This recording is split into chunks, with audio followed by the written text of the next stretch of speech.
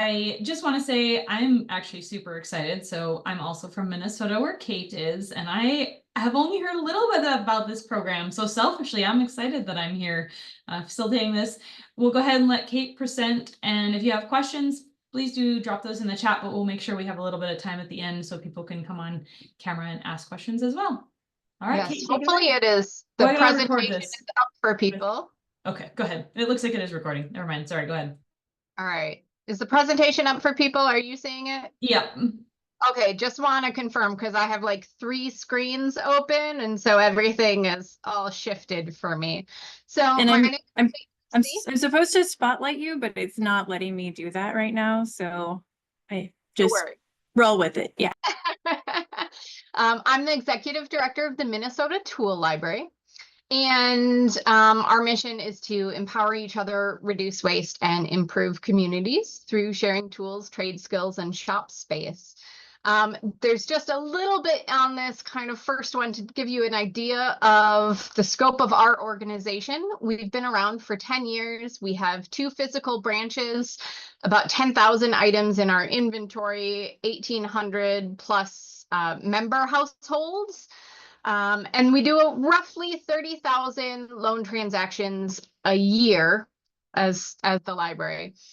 We have the lending library itself, a community workshop, which is basically a wood shop for the most part at both of our branches. We've done classes for the last 8 years, but mostly kind of one-off style. We do impact projects, which are community service builds, and then we do a monthly repair cafe as well, that we call our fix-in. And so one of the things that we had found is that we, like many organizations, have been blessed to have an amazing group of tinkerers and tradespeople, our fixers who give kind of all their time and talents to the tool library, right? And who have this almost encyclopedic knowledge of how to repair everything, right? And that's how we've kept our tools maintained throughout the years. That's how we've been able to offer our various classes and programming. But what do we do as an organization when that pool of fixers is dwindling for us? And we know through kind of volunteer management, like rule number 1 is invite people, right? Invite people to join you to become a new fixer. But what we were finding is there was this huge amount of hesitation in both within kind of our membership and within the general public. And people were saying, I'm not good enough, right? I don't know enough to be the fixer. I don't know enough to take that on or to try. And so there was this kind of huge intimidation factor alongside, these gods of repair that would be at an event, and go, oh yeah, here's this knowledge. And so we kind of, as an organization, we're looking at our strategic planning and saying, okay, how do we overcome this kind of barrier that we're seeing grow and grow and grow? Especially when our kind of formal tradespeople who we would normally kind of plug and play right later or go to were so overwhelmed with kind of all their traditional work, they didn't have time to come in and do this on the side. So what we did is we built the Tools for Life program. So this is kind of our way of helping to overcome that barrier. And, in terms of why we did it to build capacity for all of our kind of internal programming, both in terms of our classes and our fix-ins, for our shop mentors, for kind of that inventory management piece. Obviously, because sharing trade skills is part of our mission, as a way to really intentionally strengthen bonds and create new partnerships with other educational opportunities, with stores like Rockler and Woodcraft, right? And small local businesses and repair shops who are doing this kind of work. But there wasn't a really good way for them and for us to kind of cross promote our programming in a really reciprocal way. And then also to bridge this kind of huge trades gap that we were seeing between kind of the DIY and the trades community, right? So at least when it comes to kind of the specifically the type of trades and apprenticeship training locally that we're seeing, all of our workforce development programs have really tiny entrance points, right? You must be between this age group, or you can't have another job. I don't know about you, but I don't know many people who don't have any other job and can thus go in and do this workforce development training, right? Or you had to be experiencing homelessness, or you had to be this. And there really was not an opportunity for specifically for adults to come in and get exposure, people who wanted to reskill, who kind of had been maybe in the corporate sector for years, or who had been doing kind of a white collar job, to come back and say, you know what, no, I want to do things with my hands, right? But they had no inroad. They had no idea of kind of where to go and how to connect. So our goal was to kind of build in this pre-apprenticeship program. We have now run 2 cohorts, so it is still very new for us, and we are learning each iteration and changing things up. But we really wanted to build a pre-apprenticeship program that allowed people to gain that exposure that they would normally have gotten from growing up in the trades when they haven't grown up in the trades, right? They've never had the chance to have a wood shop class, or say, you know, necessarily know what opportunities are out there, right? They have no idea what HVAC stands for. Right? They don't know the difference between finish and framing carpentry, right? Or cabinet making, right? So they might have an idea, they want to do something, but they really don't know what. And so Tools for Life was our way to kind of make that exploratory program available. And so for our purposes, it was really important that it was a pre-apprenticeship program, right? It is not paid training for us. It is also does not mean you have to give up the next 2 years of your life in a formal apprenticeship program. This is step 1 on that on-road for people. And that it was really collaborative. So we knew we had a ton of fixers who would say, well, I know this one little piece, right?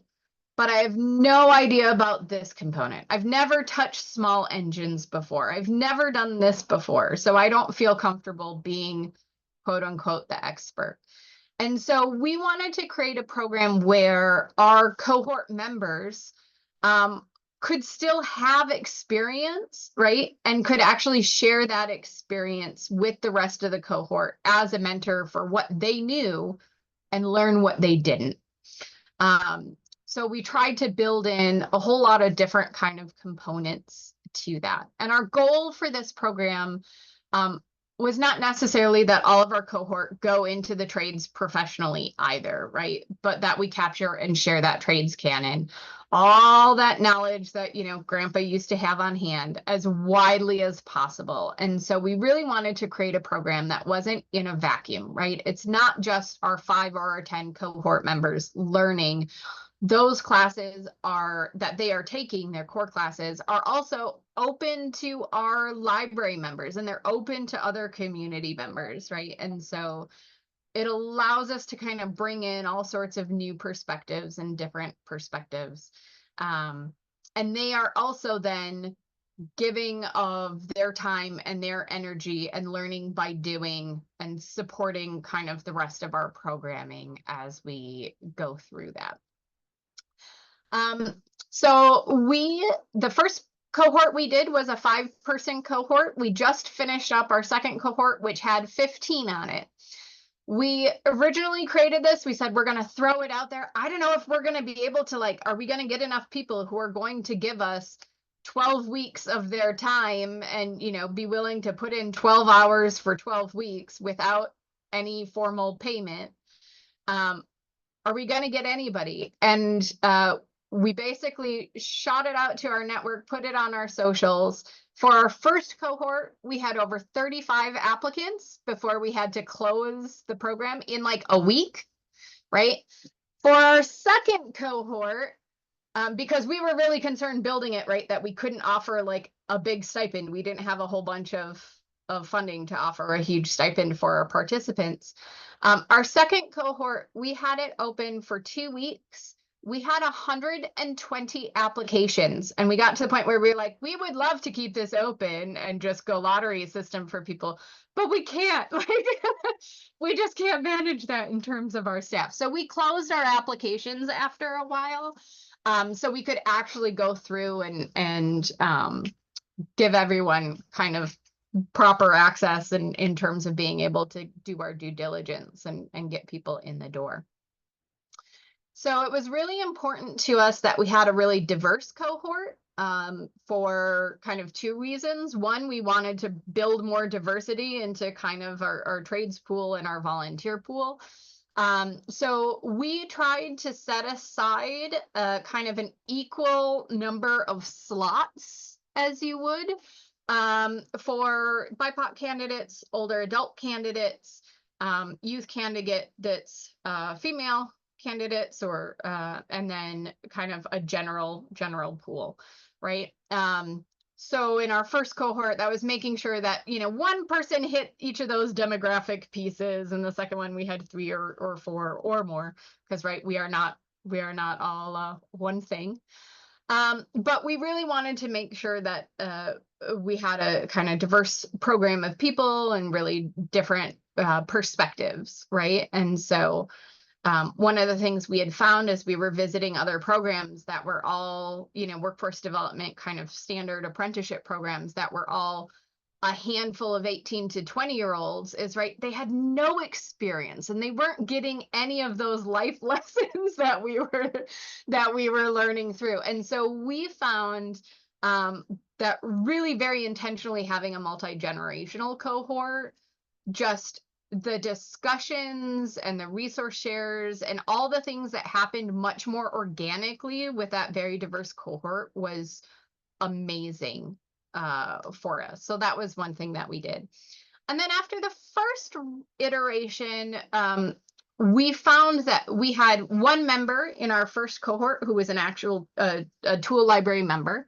And so, you know, 4 of our initial cohort were not at all connected with the library in our programming originally.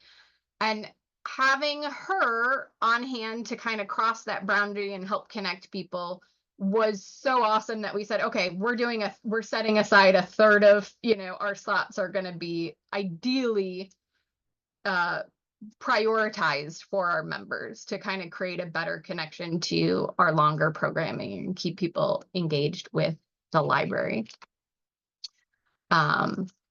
Also, because what we found is for our first cohort, we were very lucky to have a grant that kind of covered all the costs of that programming, but our second cohort was coming from our membership dues and things like that. So we wanted to make sure we were making sure that it went back kind of to our members. So in terms of how we organized our program, it is 12 to 16 hours of programming over a 12-week term. We found any less than that, and we couldn't cover what we wanted to cover, right? But a 12-week term was kind of tight enough that most people had that amount of time they could give a few days a week. And we wanted to make a program that was as flexible as it possibly was, because we found a lot of them, a lot of the other programs we were coming up against, people were saying, I'd love to do this, but I don't have all morning free 5 days a week, or all afternoon, or I can't do a 9 to 5, 3 days a week, or whatever it happened to be. So we broke everything apart. And so we built 6 hours a week of core content, and that was our scheduled time. So there were 2 days a week for 3 hours a day where everyone was kind of expected to be there, but that was it. It was 2 days a week. So the rest of your time, it was easier enough. We had plenty of people who had part-time jobs or were able to get kind of the Thursdays and Friday mornings off for their work and alter their schedules for that reason. So we had our core content, and that's where we did most of kind of our class training. We built in flex classes. So this is where opportunities outside of that core time where all of our students could either take other tool library classes and programming or classes and programming that was outside in our community, whether that was through standard community ed, through our local kind of stores and shops, taking a class at Rockler, whether it was doing classes with Rethos. We really kind of pulled the different folk schools and the community partners. And again, our goal was to say, okay, we're not the only the only shop, in town. We want you to be lifelong learners. Here are all the different places you can get this information. But we definitely highlighted different classes and opportunities that were kind of low budget points, or we're able to kind of tell people, oh, this one is 3 times as expensive as this class where you learn the same thing, right? Opportunities to work with our local woodworkers guild, our different crafting groups, the Woodturners Association, right? So they can fill in their flex hours with whatever they interest them most. So if someone really wanted to spend a ton more time on electrical work, they could do more electrical in their flex time, right? So we wanted to make it really, really fluid and really available for our individual cohort members to kind of pick what interested them. We included 3 hours of service work. So this is 3 hours of service time that they gave back to the library a week.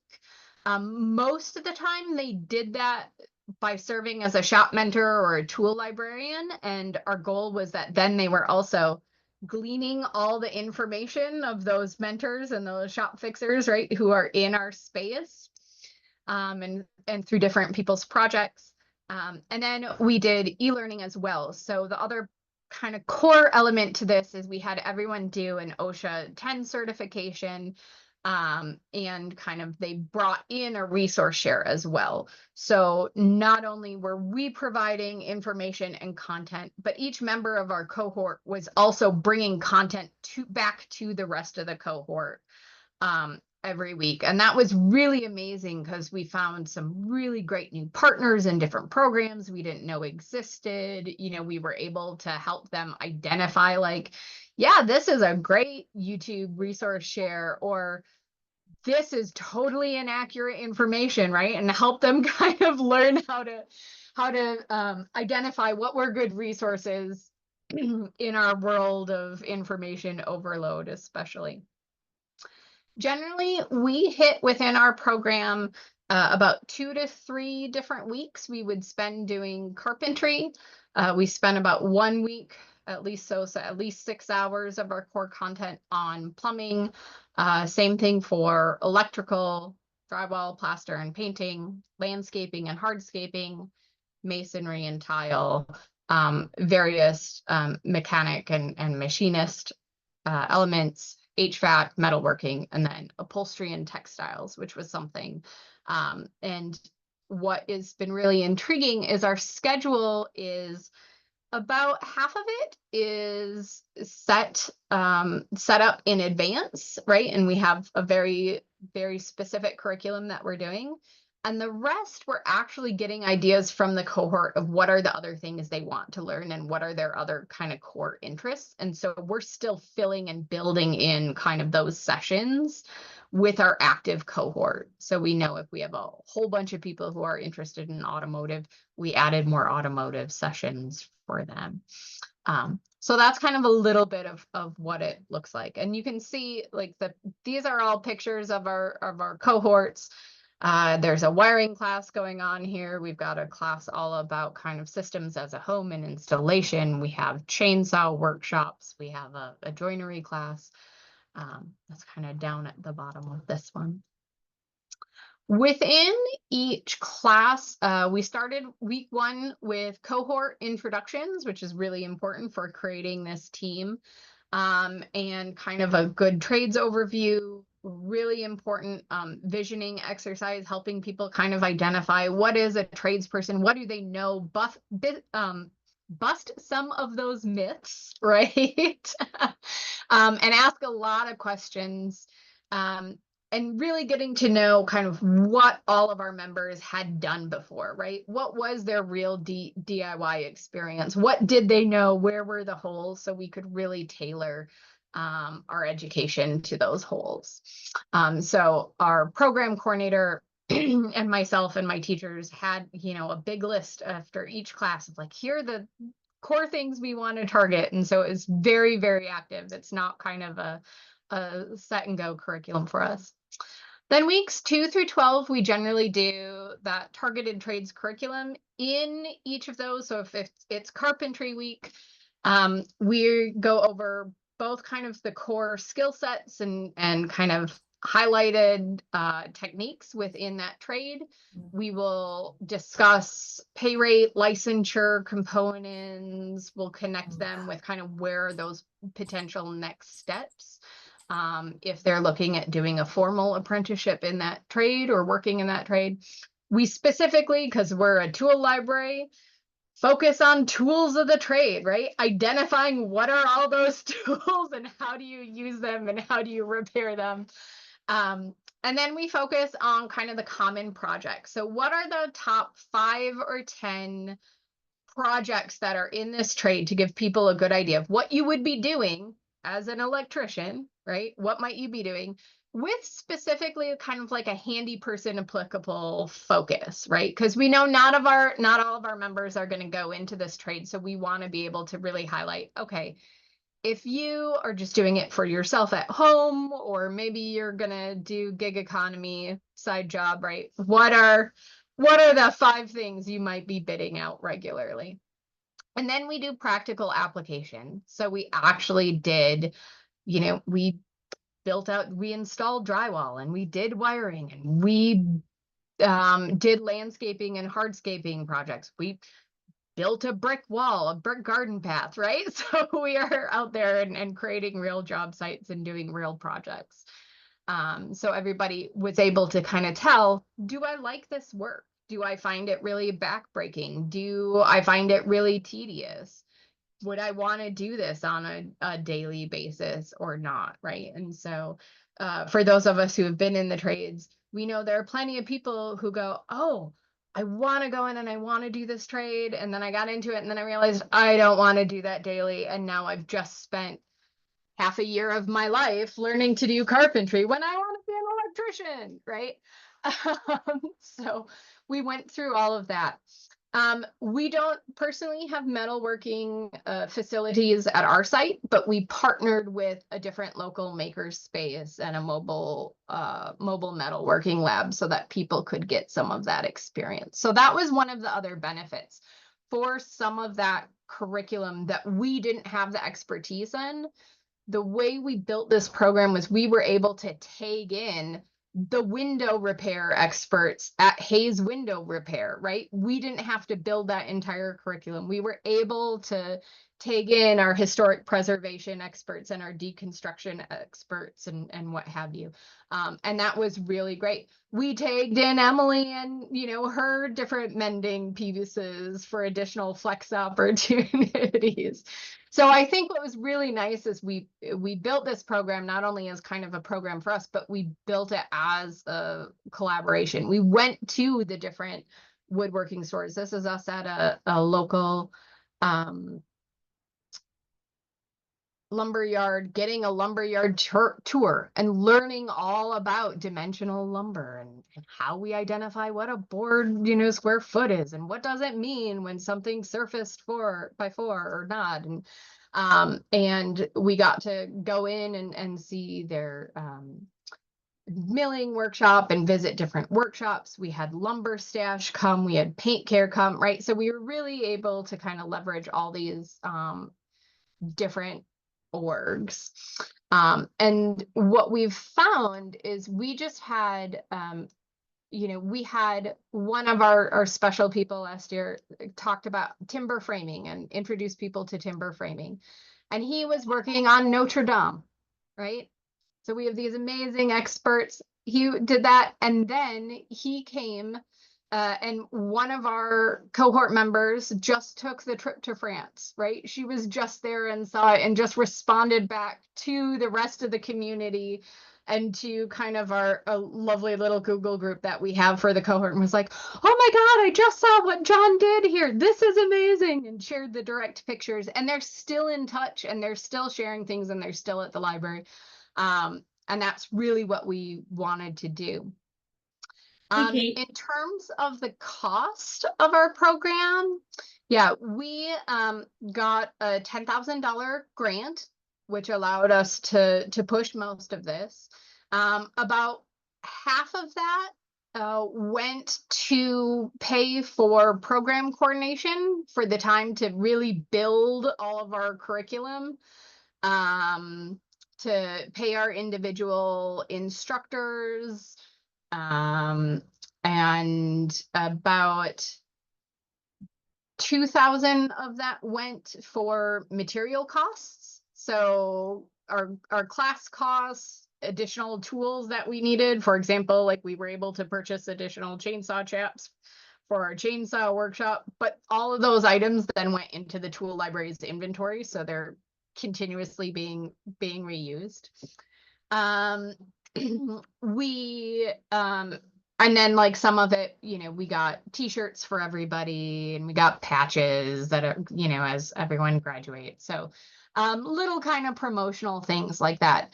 But because it's work that we already do, right? We already have these kinds of classes, although in more of a one-off setup at the tool library. It wasn't terribly much in terms of cost. And because we're already doing it, you know, we didn't have to build out a whole new system to provide this class. But it did mean that instead of offering on a busy month 12 workshops, we had 6 workshops. We had a few less public workshops than we do, especially as we got started. But we had 2 workshops a week, right? So we had 8 workshops that were just Tools for Life workshops, our core content, plus our 4 others. So we doubled the amount of programming we're doing, at least in that 12-month or in that 12-week time frame.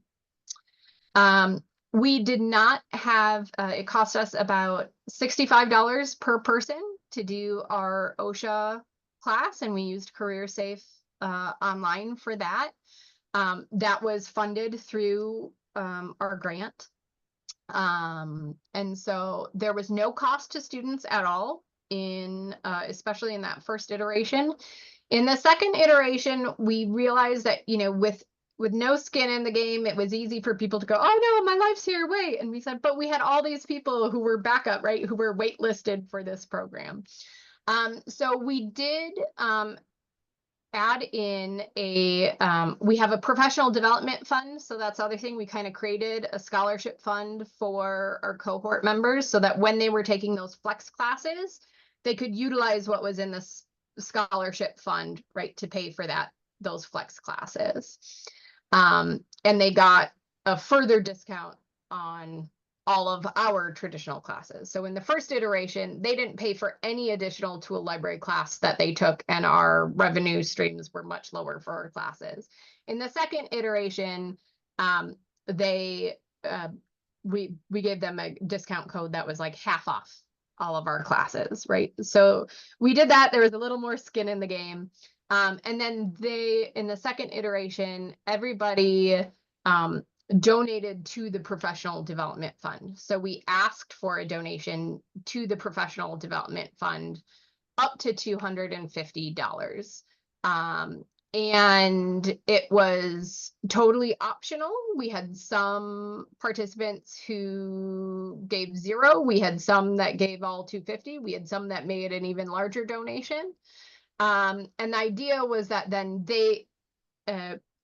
we wanted to build it like a deposit system, right, for those additional flex classes. Our goal was that if you were doing all your hours, if you were taking advantage of all those flex opportunities, you would use up your contribution to the professional development fund, right? But if you didn't, if you dropped out, or we wanted to make sure that we weren't taking from the resources of the team. So that was kind of one of the economic swaps that we did. Hey, Kate, I think if there's any final things that aren't answered, Cami had sent me a message. We're going to start the keynote right at 25 after. So wanted to make Perfect. sure we have a little bit of a transition time. Oh, we're going to close here in 60 seconds anyway. So everyone, thank you. Please join me in thanking Kate for sharing with us. This is an amazing program we are very lucky to have here in Minnesota, but I'm sure Kate would be happy to help others replicate it elsewhere. I'm happy to follow up with anyone on any specifics. I can also share like our actual interview process. We stole heavily from the concept from Edinburgh's mentorship program to start kind of our initial application, and then we built it and added more good ideas. And basically, we were just looking for people who would be interested. Our number one piece was, is this going to be a collaborative member, right? Are they someone who's looking to give back to our community? And so and then filling our kind of demographic slots to make sure